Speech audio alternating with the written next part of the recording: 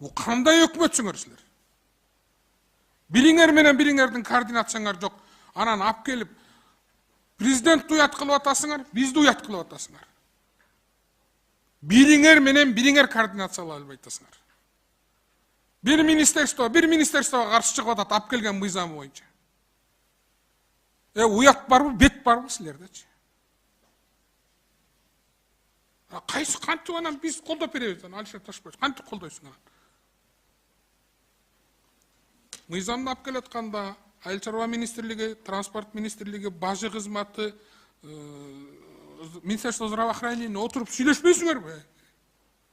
Эмне кыласың мону? Монтуп атат, боягы момдолуп атат, боягы буяка келип алып башты ортотосуңар.